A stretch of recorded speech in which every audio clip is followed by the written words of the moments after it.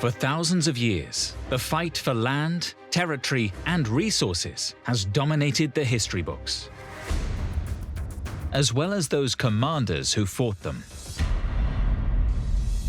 But one century stands out as the bloodiest, a period full of conflicts, wars, and revolutions. The 20th century. A century which saw momentous military advances in both technology and armaments, in the air, out at sea, and on the field of battle.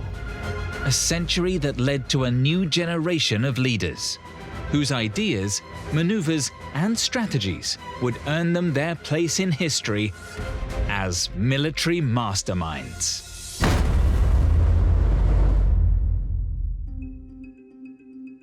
November 1917. First World War. The British need to take the French city of Cambrai at all costs. And to do so, they are about to change the history of warfare. The British had developed new strategies, and it was here they started to use infantry, alongside artillery, and alongside fledgling air power to try and overwhelm and overcome German trenches.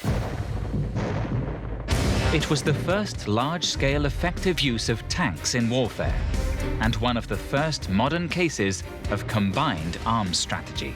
Combined arms operations are where a military will use all assets at its disposal, the Army, the Air Force and Navy, in a joint effort to attack an enemy. However, combining these forces needs incredible planning, decisiveness and authority. The outcome on battlefields across the Second World War's Western and Eastern fronts, the Vietnam War and the Gulf War would depend on the tactics of four military masterminds who combined forces to maximize their combat power and change military history forever.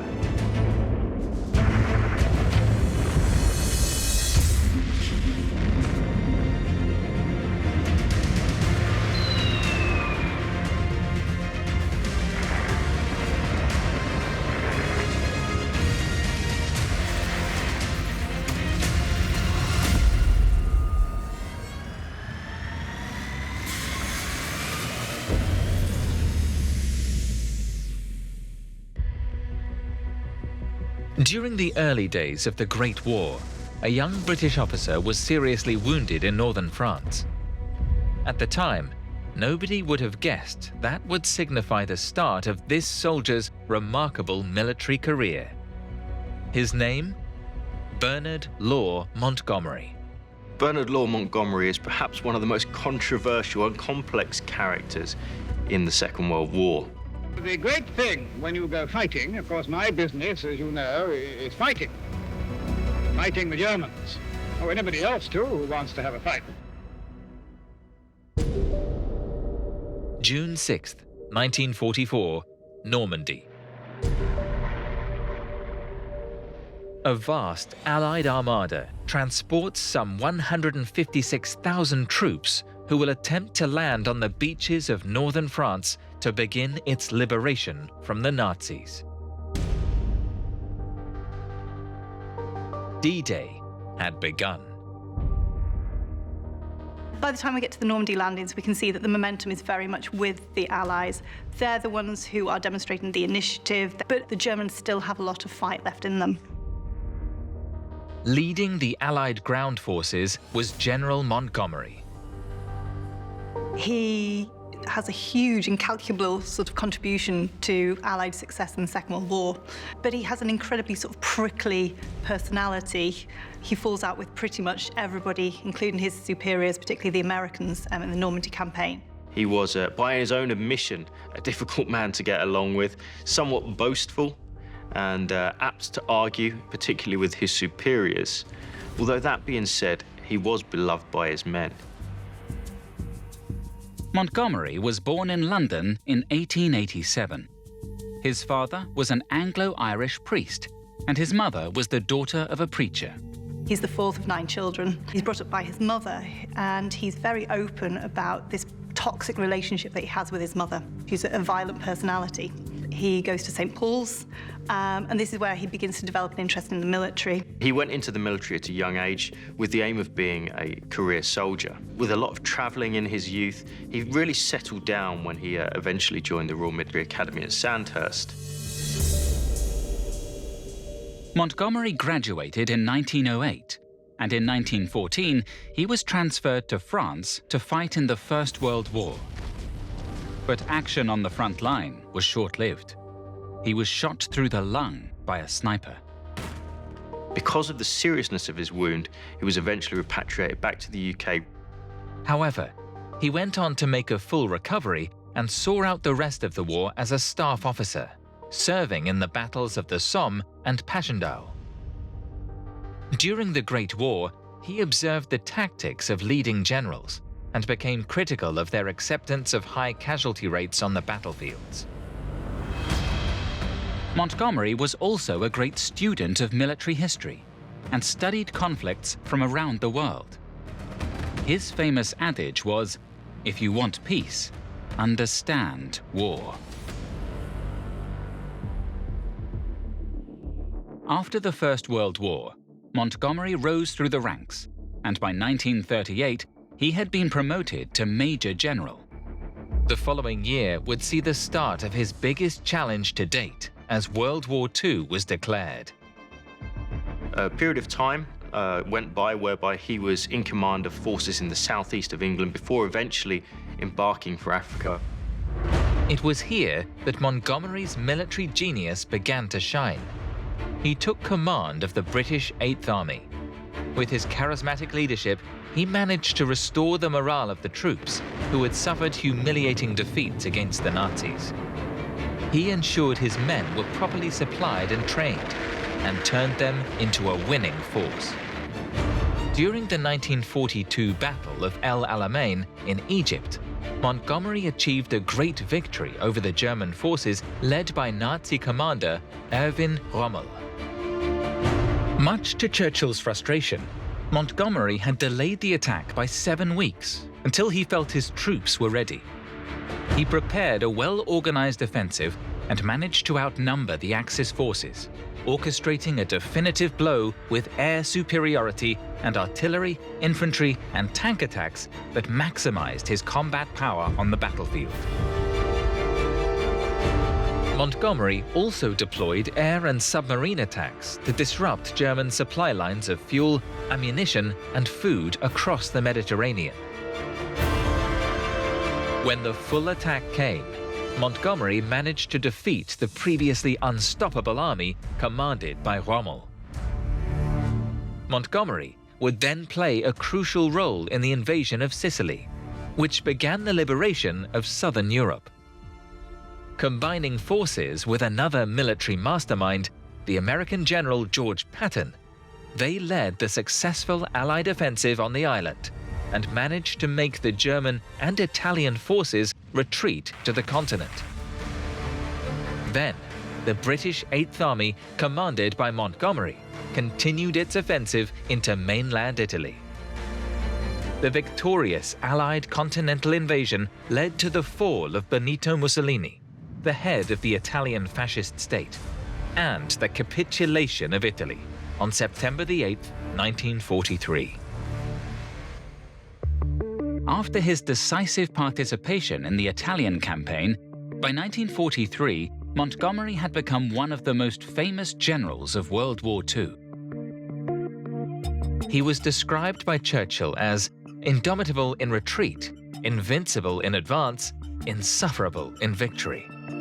And his flamboyant personality led to him being affectionately known as Monty. He knows how to play, certainly, the celebrity game. He dresses in a slightly showman-y way. For example, he'll wear his driving gloves when he's meeting people. He'll wear too many scarves. It's all faintly ridiculous. The fact that we refer to him as Monty rather than Montgomery shows that he really captures the public imagination. When the war's going to end? When? Well, you can choose your own date and put the money on. I got some money on. I won't tell you my date. Many Allied commanders thought him to be egocentric, with a swelled sense of self-importance. Indeed, Monty viewed himself as a true military mastermind. He had altercations with Churchill, and most notably with Dwight Eisenhower, the American general who led the Allied forces from D-Day onward. Monty labeled him a desk general and was contemptuous at the prospect of Eisenhower commanding him and the Allies. The pair disagreed about the best strategy to win the war, and harsh discussions ensued. However, regardless of their disagreements, both Churchill and Eisenhower later expressed their deepest respect to Monty's tactics on the battlefield. General Montgomery, I think we had one of the greatest masters of the art of war which British history claims. Montgomery would have another chance to prove his battle skill in the same place he almost lost his life during World War I, in northern France. On the coast of Normandy, his greatest challenge awaited him: commanding all Allied ground forces on D-Day. It's been said he scribbled out his plans for the largest land, air, and sea operation in military history on a single sheet of paper. At the bottom, it read, the keynote of everything to be simplicity. But none of it was simple. Supported by thousands of ships and aircraft, Monty's plan involved over 155,000 Allied troops either parachuting into France or storming onto its beaches.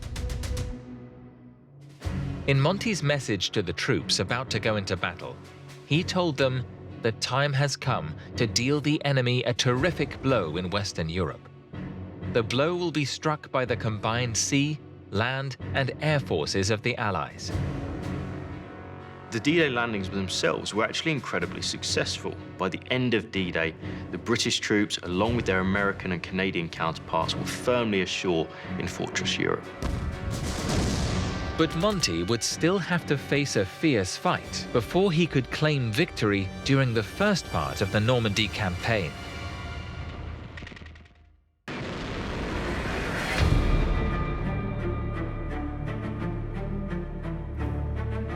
The British and Canadian forces were to control the city of Caen, and then move southwest to protect the eastern flank for the Americans heading for the port of Cherbourg. Caen had great road, rail, and even canal links, and it acted as a hub which would allow the Brits enough place to form up, expand out their beachheads, and also take the advance to the enemy. But after a month of failure, Montgomery would again turn to combat power. He ordered the Allied Air Force to bomb the German defenses north of the city, who were then forced to begin a retreat. He used all the combined arms aspect of his power, and especially air power. He really used air power to interdict the German supply lines.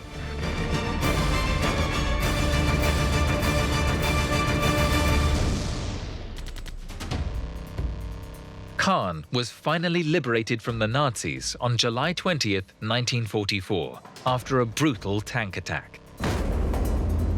Although demoralized, tired after weeks of fighting and losing many comrades, the respect and support the troops had for Monty allowed him to persevere with a decisive attack. Taking advantage of the Germans' retreat towards Falaise, Monty's plan was to try and trap them there. The tens of thousands of German troops were penned in and almost entirely cut off by two simultaneous thrusts, one by the British and Canadians and one by the Americans, which left only a very narrow corridor for Germans to escape through, with only a couple of fords crossing a river. Whilst penned into this gap, they were relentlessly hammered by Allied air power and artillery.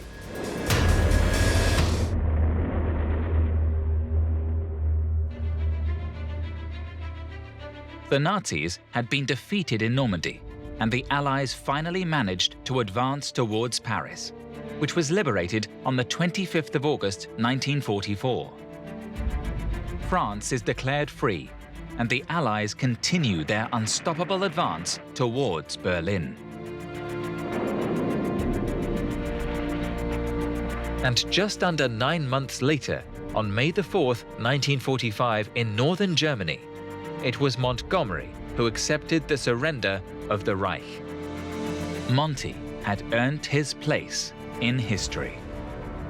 Like many great military commanders, Montgomery's legacy is perhaps the fact that he was present at the head of a large force in a pivotal period in military history, and he's remembered today as one of the leading generals of the entire Second World War. His successful strategies against the Nazis in North Africa, his leading role starting the liberation of Europe in Italy, and his bravery and intelligence to defeat the Third Reich in Normandy have put Montgomery on the exclusive list of history's military masterminds. November 1965, Drang Valley, Vietnam.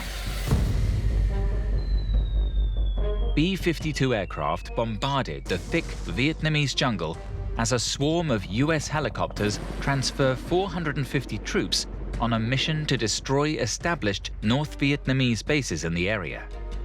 It was the first helicopter air assault in history and the first bombing raid carried out by B-52s, an innovative plan ordered by General William Westmoreland. General William Westmoreland is a really interesting figure who just spans a huge historical transition. In his first job, he's responsible for the stables and taking care of the horses. In his last job, he spends his weekends qualifying as a helicopter pilot. General Westmoreland was born in the crucible of war. He was born in 1914, and his life is defined by conflict. He grew up in South Carolina, within a wealthy family who owned banking and textile businesses. Westy, as his friends called him, was class president in his school days. He is remembered as a handsome boy with good manners, excellent grades, and impeccable dress. But he was also seen as a distant and reserved young man. He entered the United States Military Academy at West Point, New York in 1932, where he was made first captain of his class. So General Westmoreland, who graduates in 1936 from West Point, and the first unit he arrives at is a horse-drawn artillery unit. And he makes a name for himself as a horseman in the U.S. Army. He serves with great distinction in North Africa. He takes on Rommel. He leads an artillery unit. He then moves through Italy, specifically through Sicily, and serves with incredible distinction. You start to see him rise up through the ranks in the Second World War. In 1956, when he was 42 years old, Westmoreland was promoted to Major General and became the youngest man in the history of the US Army to hold that rank. Less than a decade later, Westmoreland was appointed Chief of Military Operations of the US forces in Vietnam by President Lyndon Johnson to take charge of a conflict between the Communist government of North Vietnam against South Vietnam and its principal ally, the United States. It's here that he becomes a household name. Johnson initially maintained the policy of low US involvement in the Vietnam War. But shortly thereafter, in August 1964, he ordered an increase in US troops and sent Westmoreland to the Asian country, where he was greeted by 16,000 American soldiers as the commander who would bring the North Vietnamese troops to their knees. LBJ, Lyndon B. Johnson, the president at the time, he'd taken charge after Kennedy's tragic assassination, and he trusts Westmoreland. He sees his plan for the future. Johnson gave Westmoreland complete freedom on how to conduct the war in Vietnam. The general believed it would be won quickly if he applied overwhelming combat power. He felt it's the only way that you could overcome the Viet Cong, because that's the only way you could stop an enemy that was unrelenting. Deal more casualties to them than you have yourself. Put them on the back foot. Force them on the back foot. To that end, he ordered relentless bombing campaigns in the field and jungle. Operation Rolling Thunder. Operation Rolling Thunder was a new kind of US air power strategy. The whole idea of rolling thunder is that you start in a low-intensity capacity. You start with a smaller amount of sorties, a smaller amount of aircraft, and a smaller amount of bombs. And you try and coerce your enemy to do your will, to capitulate or to negotiate. And then if they don't, you build up, you roll on that thunder. You increase the amount of tonnage until they do your will.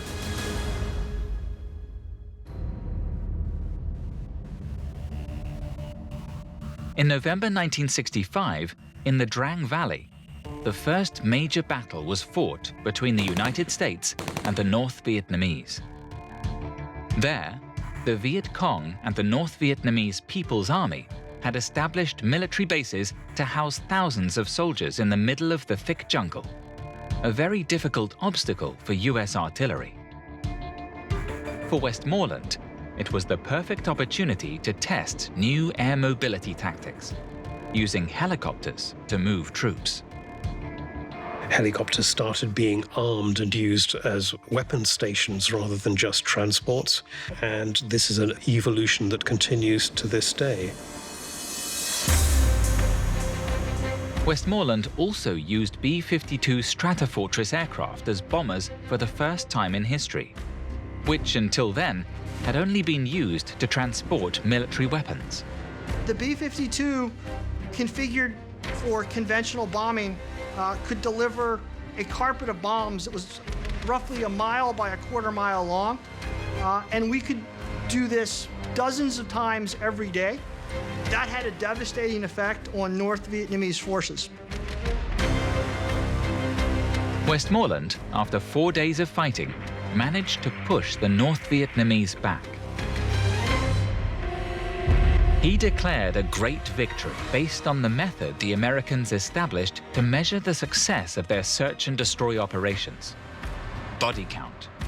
He places a lot of focus on body count and on death rates. And it's true in a military sense that the US forces are killing many more North Vietnamese and Viet Cong than they are themselves losing, but it's never at a rate that is so high that North Vietnam cannot replace those losses or choose to pause the campaign and continue it later.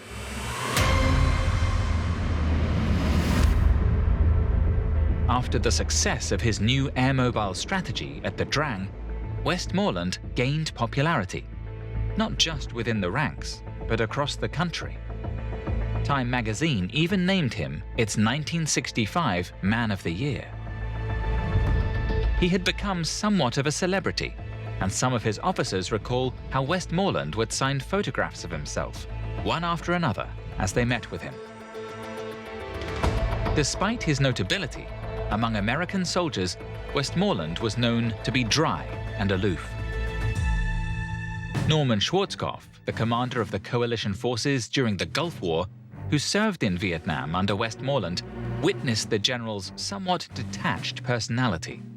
Despite his division having taken heavy casualties, Schwarzkopf revealed Westmoreland only asked him how the food had been on the front and if he had received his mail.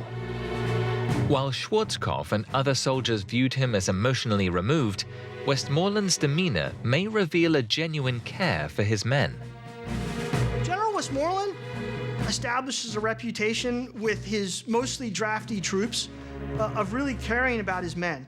So over and over in Westmoreland's history and his speeches, you hear him talking about like simple soldier care, like making sure that the meals and the mail and the medical care is sufficient. He puts great emphasis on getting out and being with soldiers in the front line and having officers get out and lead from the front. Continuing his strategy, Westmoreland increased the number of US soldiers in Vietnam. In evaluating the enemy strategy, it is evident to me that he believes our Achilles heel is our results. But the North Vietnamese had learnt their lesson and changed their strategies, avoiding direct combat with the Americans at all costs. It was a severe blow to Westmoreland's strategy, which landed him in the eye of the storm while US victories began to wane and troop casualties increased dramatically.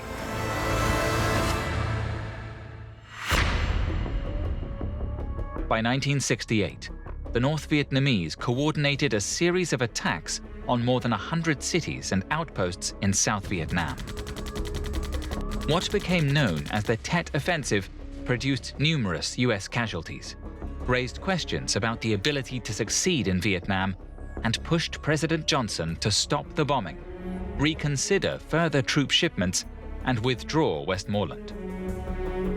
He's a military optimist. He's someone that thinks that Vietnam can be won, just so long as the politicians are dedicated to the cause and they support his strategy. But others around in Congress and the rest of the public who are really starting to grow tired of the war in Vietnam, of the body bags coming home, they start to see Westmoreland as a bit of a liability. So the moment that Westmoreland steps too far and starts to request not thousands, but hundreds of thousands of more troops, well, it's at this point that Westmoreland has gone too far.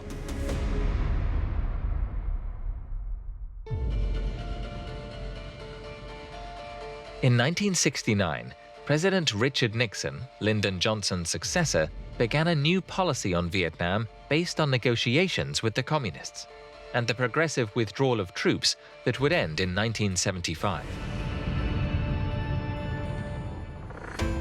After his performance in Vietnam, Westmoreland was highly criticized inside and outside the military sphere.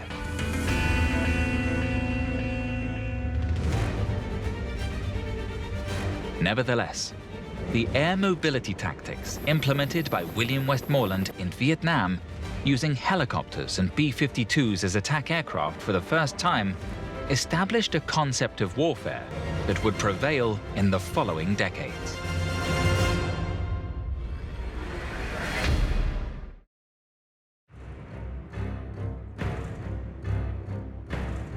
Just as Vietnam was the war of the helicopters, armored tanks became a fundamental weapon during World War II, and it was a Soviet general who mastered their use. Georgi Zhukov. He was a thick-set, pugnacious character, very determined and very forceful, and once he had decided to pursue something, he would do so with what often bordered on a degree of obstinacy.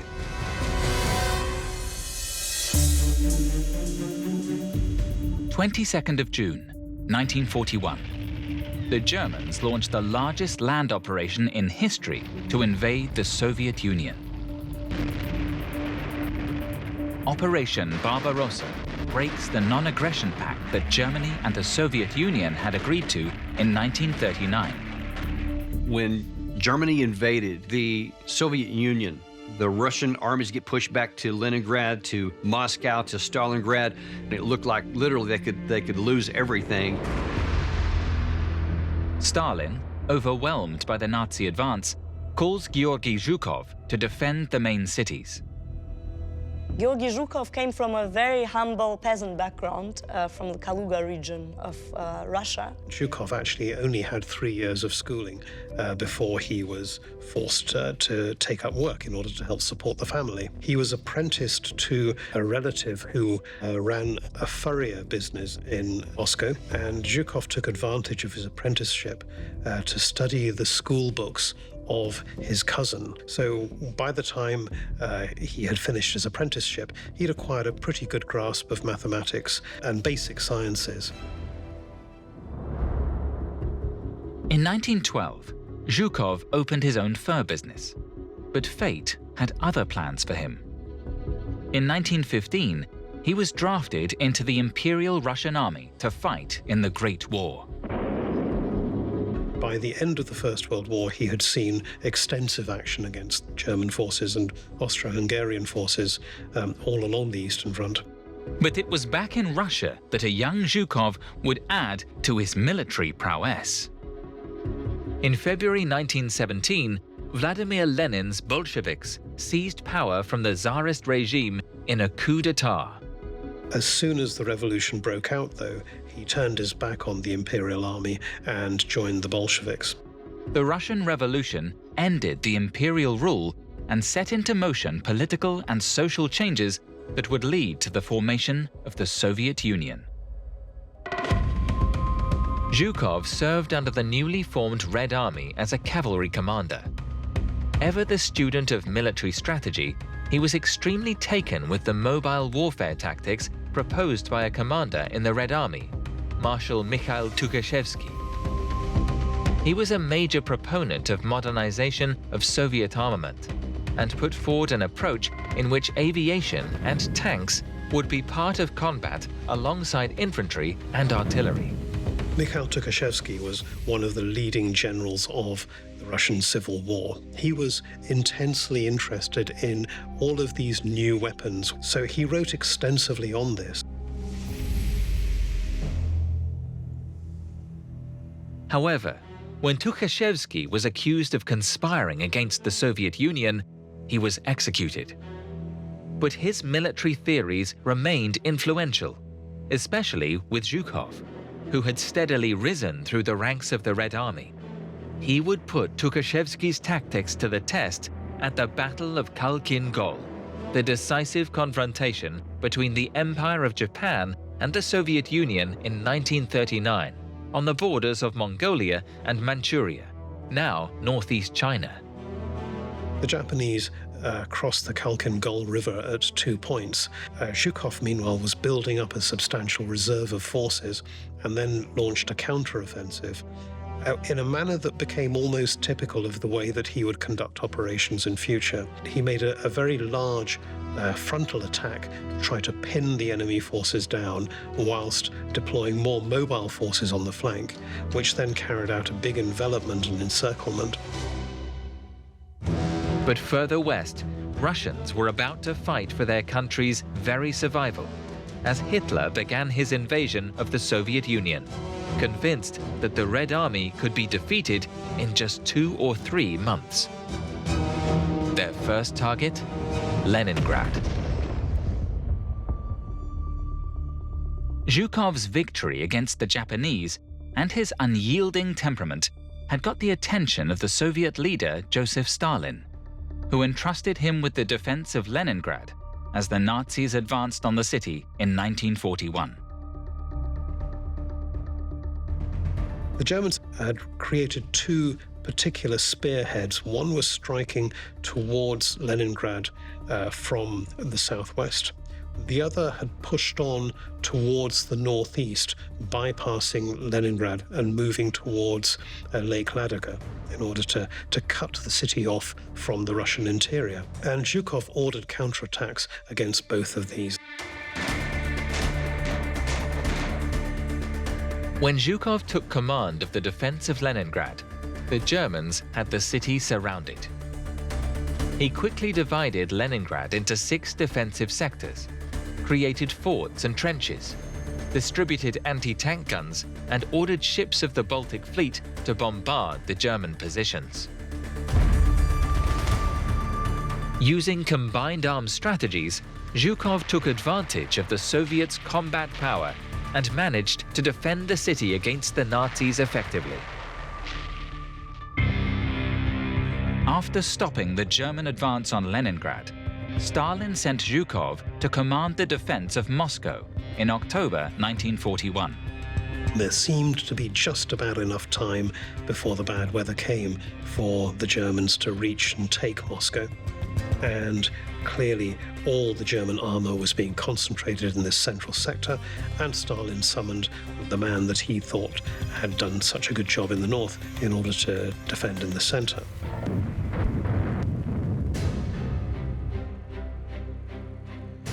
To avoid a possible German pincer attack, Zhukov established 3 lines of defense, the final one surrounding the city itself and forming the Moscow Defense Zone. Anti-tank battalions were trained in Moscow for street fighting. Many Muscovites were enlisted in the anti-aircraft artillery, and hundreds of thousands helped build the city's defenses. A true logistical feat. These tactics helped Zhukov to hold off German attacks on Moscow for almost 2 months. He then ordered a fierce counterattack with support armies that had arrived from Siberia and Mongolia. German forces were unable to contain the onslaught of Zhukov's troops, and by January in 1942, the Nazis had been forced back more than 100 kilometers from the capital. Because of the effectiveness of Zhukov's strategies, the defense of Moscow is considered by many to be his greatest military achievement. But the Nazis were now enclosing on Stalingrad, in the south of Russia. Zhukov and Vasilevsky, who was chief of the general staff, were tasked with coming up with a plan to counter the German attack at Stalingrad. They came up with the notion of attacking on either flank against the Romanian armies that were shielding the German flanks, which eventually saw the destruction of the German 6th Army at Stalingrad.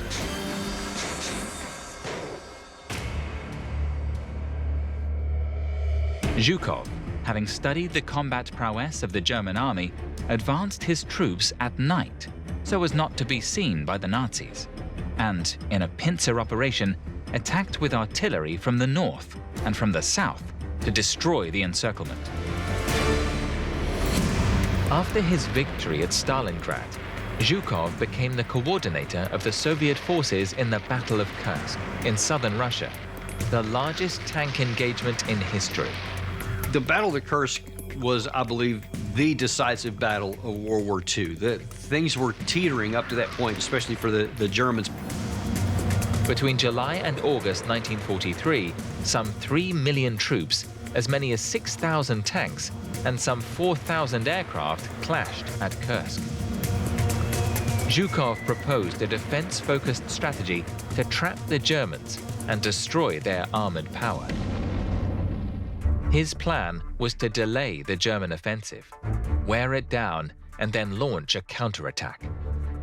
This involved hundreds of thousands of civilians building a series of defensive belts devised by Zhukov, which included minefields, fortifications, artillery firing zones, and anti-tank forts. It was an impossible barrier for the German tanks to completely break through. Zhukov built this really elaborate defense in depth over scores of kilometers, and when the Germans finally did attack, it was such a bad outcome, and everything worked exactly the way Zhukov wanted to in that case, and it was a resounding victory. At Kursk, the Germans lost hundreds of tanks and around 200,000 soldiers, greatly diminishing their combat power.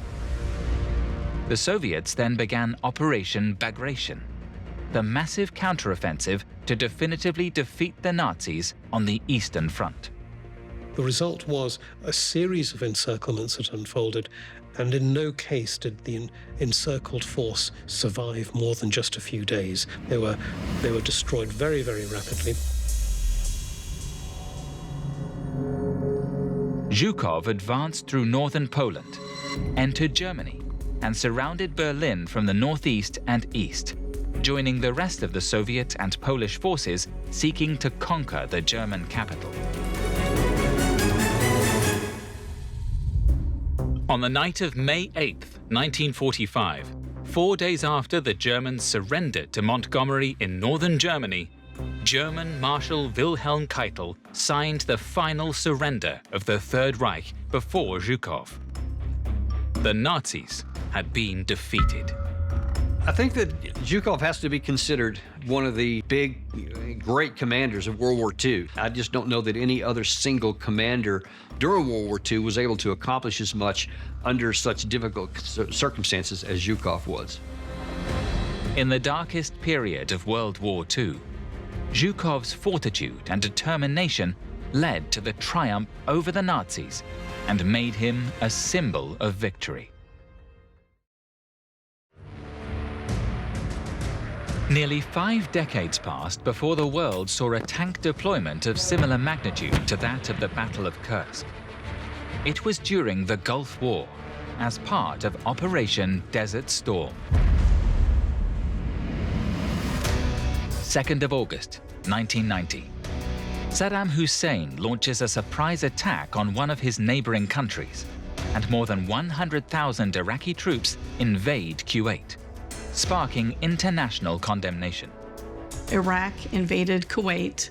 Very quickly, it was a question of what do we do next? And that's the issue of, are they going to roll into Saudi Arabia next? If they do so, they'll take control of a tremendous amount of the world's oil reserves.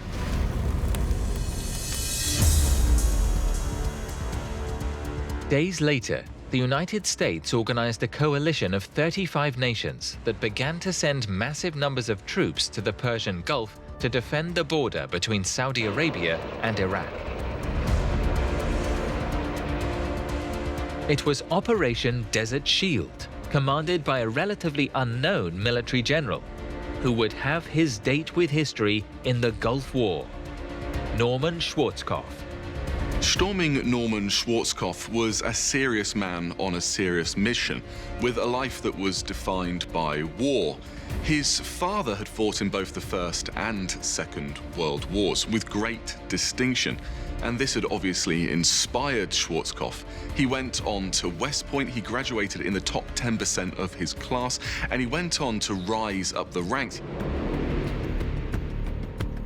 He graduated from the military academy in 1956, and a decade later enlisted to fight in Vietnam. There was one particular incident where he made his helicopter land to rescue his men from a minefield. The helicopter evacuated some of them to start with. Schwarzkopf stayed on the ground, urging his men not to move. One gets struck by a mine. Schwarzkopf runs over and lays on him to make sure that he doesn't trigger other mines. This is the kind of man that Schwarzkopf was. This is the kind of action that cemented his reputation as a military leader that would risk his life to save his men. Schwarzkopf's heroic performance in Vietnam earned him several decorations. He was a young officer in the era of Vietnam, so it's one thing to sit in the classroom at West Point, to understand it from an academic perspective, but to live it, I think, changes how you choose to lead from there forward. And I think that's exactly what happened with Norman Schwarzkopf. In 1983, Schwarzkopf was the deputy commander of the invasion forces during the intervention in Grenada, an island in the Caribbean Sea, the first US military mobilization since Vietnam. After a communist coup, President Reagan ordered an invasion to protect US citizens and to prevent the island's use as a base for Soviet and Cuban aggression. The mission suffered communication problems between the different US forces. One soldier even had to use a payphone to call US headquarters because American gunfire was endangering its own troops. Nevertheless, the operation was successful, and Schwarzkopf learnt some important lessons, understanding the need for greater cooperation and communication between the different forces involved in a military mobilization.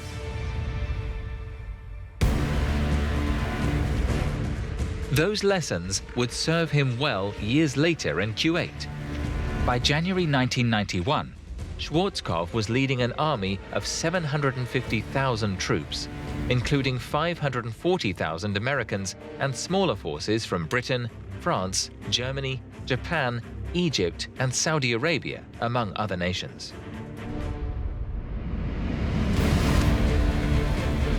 On January 17th, Operation Desert Storm began. Schwarzkopf wanted a quick victory, and to that end, he would apply overwhelming combat power. First with a relentless air bombing campaign, and then with a massive ground offensive. Norman Schwarzkopf really implemented what we called at the time air-land battle. And that meant that what we did first was we used air power, because it's much more strategic, it's much more sanitary.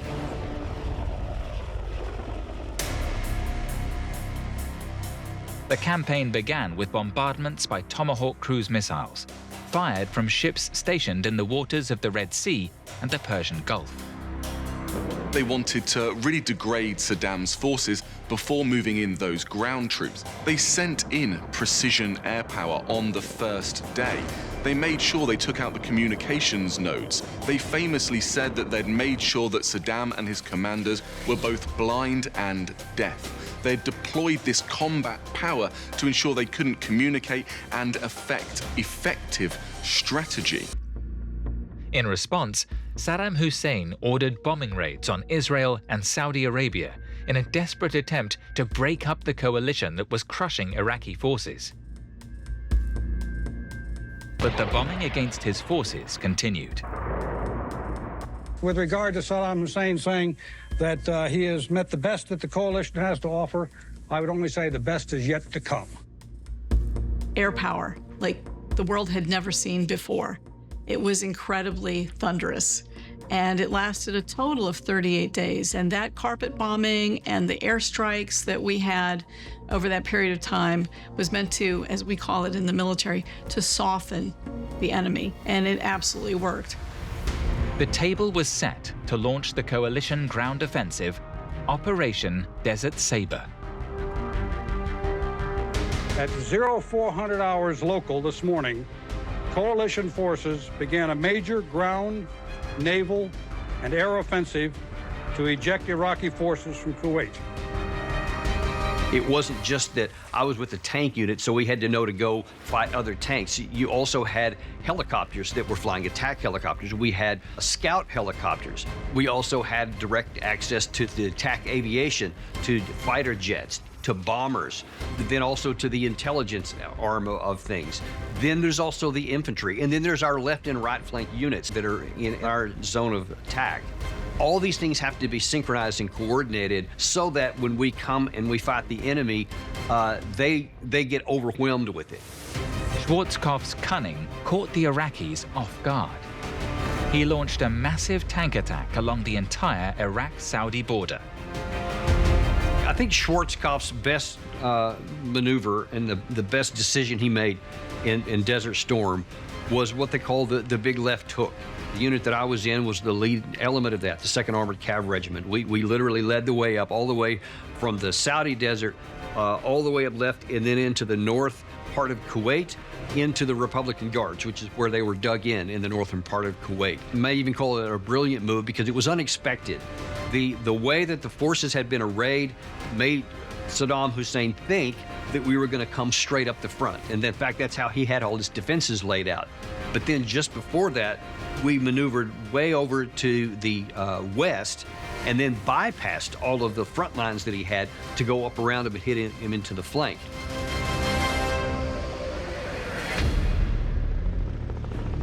In just 4 days, the US ground offensive imposed a ceasefire and ended the war on February 28, 1991.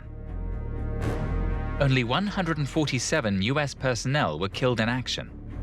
I'm proud of you, and Godspeed.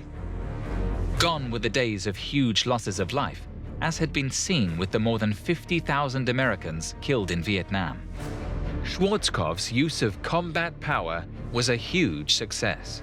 Oh, I don't think it'll heal the scars of Vietnam. Those scars are there. Just like any kind of surgery, when you got the scars, and they're there for life. But it certainly gives me a whole new set of military experiences to look on with a great deal of pride.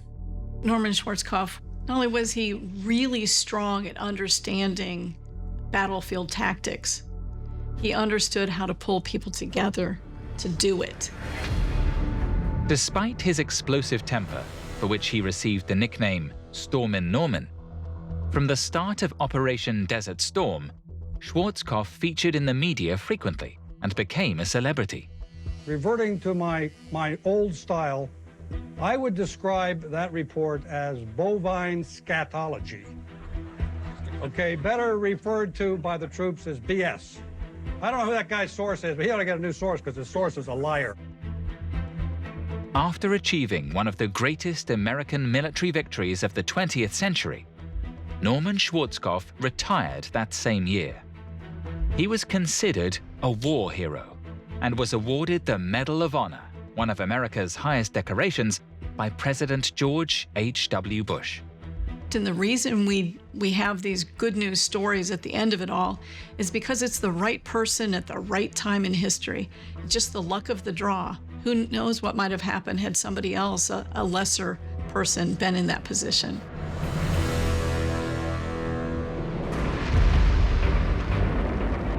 Montgomery's legendary triumphs in World War II, Westmoreland's novel air strategies in Vietnam, Zhukov's successful defenses against Nazi attack on major Soviet cities, and Norman Schwarzkopf's great victory in the Gulf War are clear examples of how combat power can be used in a variety of ways to break an opponent. Combat power has changed over time is of course through the development of technology. So all those things continue to change the way combat power is brought to bear, and then everybody has to change on the defensive side and on the offensive side. Looking beyond this into the future, we now have the advent of unmanned vehicles, and there have already been experiments with fully autonomous unarmed vehicles. So if you like, robot soldiers, either in the air or on the ground. You know that this is something that is going to develop in the years ahead. And one of the things that the 20th century shows is the consequences of all of this technology. These consequences are rarely what the people who invented them thought they would be.